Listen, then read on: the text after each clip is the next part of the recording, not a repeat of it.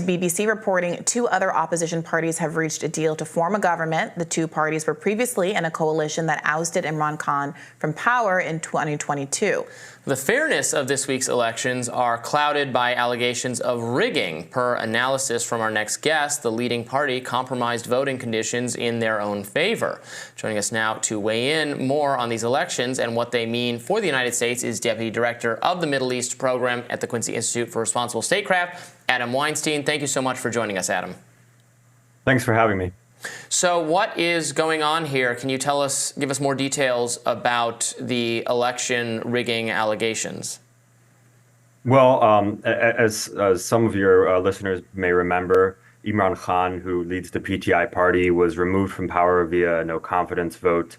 And then he became an opposition candidate. And then last May, he was put in jail for various alleged cases of corruption and fraud. And he's remained in jail, and his political party was essentially dismantled. Numerous members of his cabinet and senior party workers were arrested, rearrested, arrested again, and many of them gave statements that they would leave politics altogether. And so it was expected that his political party wouldn't do quite well in these elections, but PTI was very creative. They used deep fakes and authorized AI recordings of Imran Khan and basically campaigned virtually. Since they couldn't campaign in the streets with large gatherings, they did it online. And they essentially pulled off an upset in the polls in which it was pretty clear that they had the lead by a huge margin.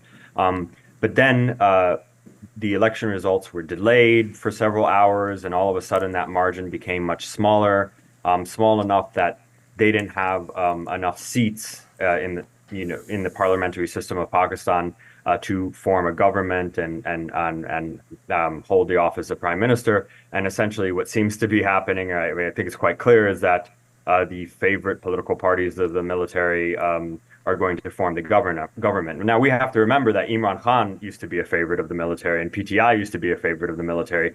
The Pakistani military changes which political parties it backs. But in this case, it's to PTI's disadvantage.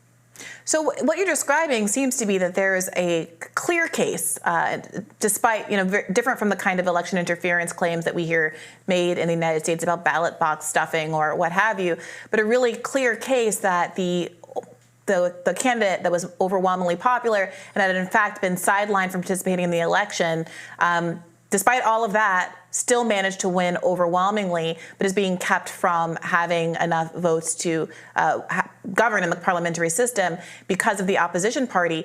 Can you help to explain what the political stakes of this are, how Imran Khan managed to pull this off, not just technologically, as you've explained, but what the underlying political issues were that caused him to be popular despite being sidelined and literally imprisoned?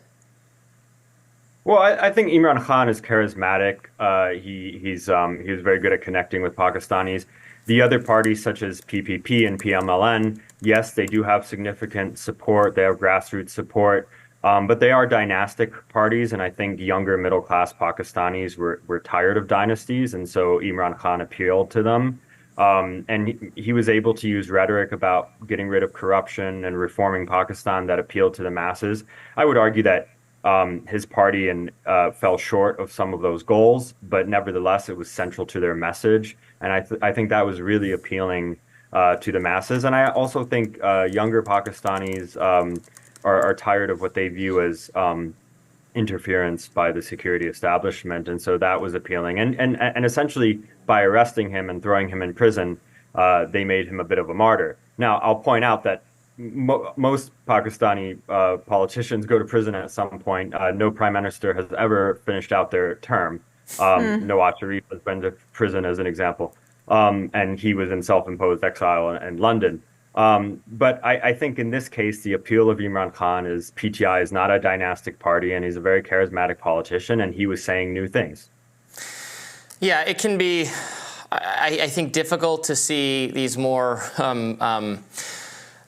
evolving democracies where, the leaders are routinely jailed before they finish their terms, and the next party comes in, jails the previous leader, and then when there's another political revolution, even democratically or legitimately, then those people go to jail, and it can be hard to process. Everyone is running on corruption, but is it combating corruption, or is it just punishing political enemies, right? Because there can often be something to a charge of corruption, like in all cases, but then is it just persecuting political enemies?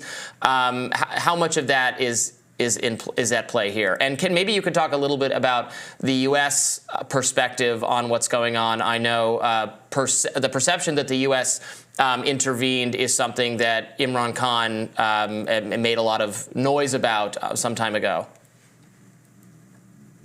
In terms of corruption, a lot of politicians in Pakistan are corrupt. Most political parties, I'd say, engage in some level of corruption. I actually think, to Imran Khan's credit as an individual, he didn't engage in that much corruption. Of course, that's just my personal opinion. But members of his party did, and he accepted folks from other parties into his inner political circle who were quite corrupt. So PTI is certainly not free from corruption, although I think Imran Khan was less corrupt than your average Pakistani politician.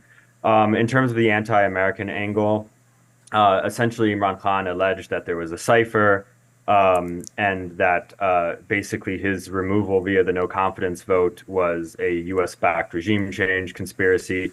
And this was due to comments from a senior U.S. official, Don Liu, who basically said that allegedly said, I guess I should say, to the then Pakistani ambassador to the United States, that relations would probably improve between Pakistan and the United States if Imran Khan was not prime minister. Now, let's say that was said. I would argue that maybe that's an inappropriate comment for a U.S. official to make. I don't think that was what prompted the regime change. I think what prompted the regime change, if we call it that, is that Imran Khan had a falling out with the Pakistani military and the security establishment.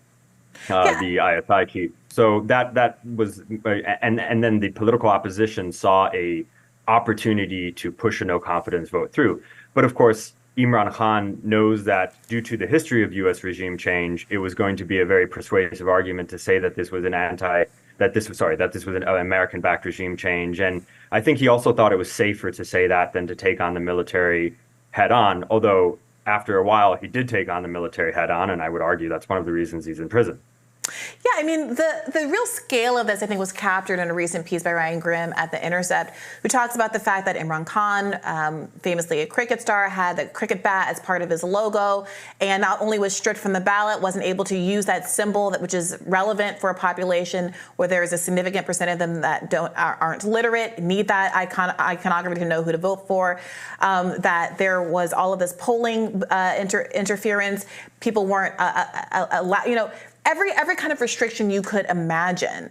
And while we're talking about, laws prohibiting people from passing out water bottles in line at ballot boxes in the United States of America, I mean, you're having initial polling results showing one number that changed dramatically over a short period of time after the polling system goes down, real strong evidence of election interference, and still Imran Khan coming out on top, even though there's not enough to have a coalition government.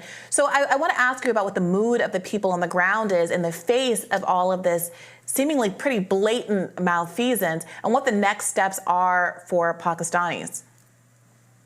Yeah, the removal of the symbol for the ballots was, a huge blow. As an example, I mean, illiteracy is quite high in Pakistan. I think the figures cited are 40%, but anecdotally, an example is sometimes I'll get in a taxi in Pakistan and I'll ask the driver, hey, put this into your GPS, and I realize after a moment that they simply don't know how to write. And so I have to put it into my GPS or their GPS, and then they can follow it. So that's just a small example. Illiteracy is real. So people use the electoral symbols to figure out who they're voting for. And that's why news media and TV is so important in Pakistani politics versus written media at times. What does it mean for Pakistanis? I think the mood is kind of a mood of defeat among PTI supporters, although also righteous anger.